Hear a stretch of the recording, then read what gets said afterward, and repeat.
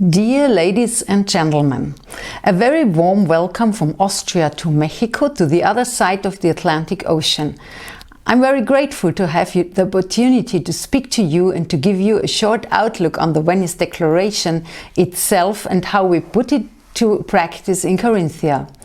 At first, I want to mention the current pandemic situation around the globe and to tell you that it would have been a pleasure for me to be a part of the conference and that I am very honored that I was invited.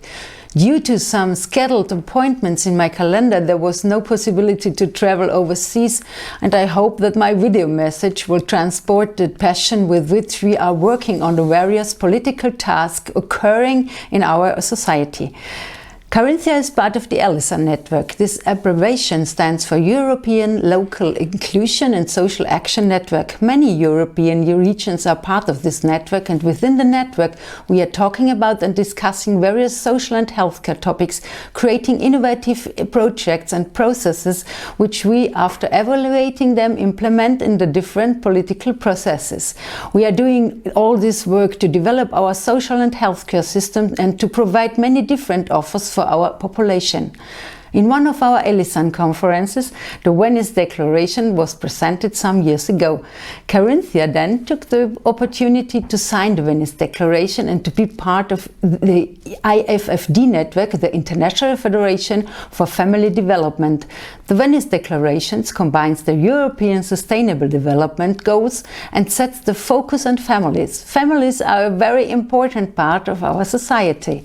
This is one of the main reasons why we are part of the Venice Declaration, because it sets on important focus and on families, family needs and family life. By signing the Venice Declaration, the province of Carinthia committed itself to follow up on the Sustainable Development Goals and contributes to make cities and human settlements inclusive, safe, resilient and sustainable. Every year an annual report of the IFFD has to be made. In this report we are giving an detailed overview of all the projects and results of the work of the government of Carinthia on the following points and topics: housing, new technologies, education, healthcare, safety, clean air, transportation, affordability, leisure and tourism, vulnerable families. I will now give you some detailed insights of our annual report of the last year. Housing. Especially during the COVID-19 crisis, it is important that housing has a basic need. It remains affordable for people. If this need is endangered by unemployment or other financial problems, people can quickly slip into a downward spiral from which it is very difficult to free themselves without help. Housing assistance and other support services in relation to housing must continue to be a guaranteed support service, not only within the next year but also in the future. Due to the difficult times in which we now find ourselves and the fact that many people have lost their livelihoods, our government has had to adapt regulations to make support more easily available than in the past, and also by providing a greater level of support than the past. One of these regulations aims at adjusting the level of financial support to the consumer price index annually. We hopefully expect that these regulations will come into effect in autumn.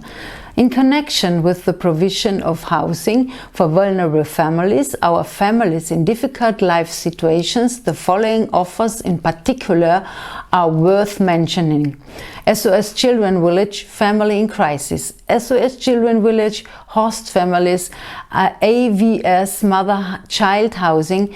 The aim of these services is to provide temporary intensive residential care for the entire family system to enable children to remain in the family. Especially for the target group of young people and difficult life situations, the following acute offers exist in terms of housing care: emergency use dormitories, Klagenfurt and Villach; assisted living, pilot project Housing First in progress. In addition, the following services are available specifically for women with children affected by violence: Women's Shelter in Klagenfurt and Villach, Wolfsberg and Spital.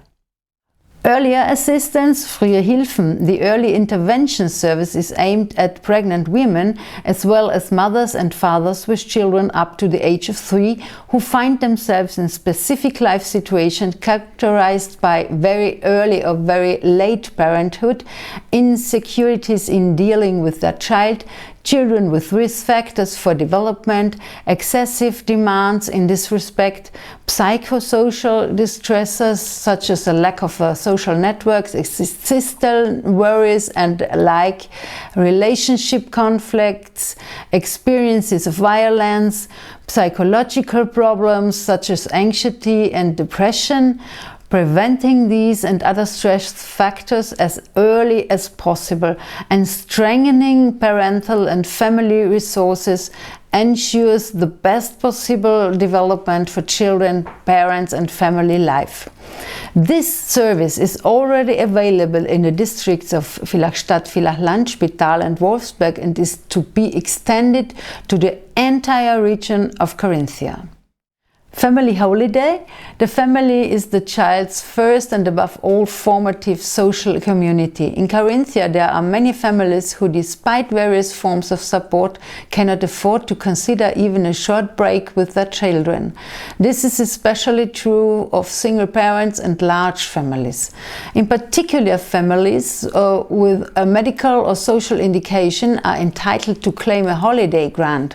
The cost of a one-week family holiday is largely borne by the province of Carinthia. Thus, year after year, up to 45 families are given to the opportunity to spend an inexpensive holiday in Carinthia. There are many more projects and details that I could provide, but this would take too long and I know that time is precious. As you can see, the region of Carinthia is willed to walk the extra mile and setting high standards when it comes to family policies and sustainable society goals. In short, we want to provide families and each individual the best circumstances we are able to offer and nothing less.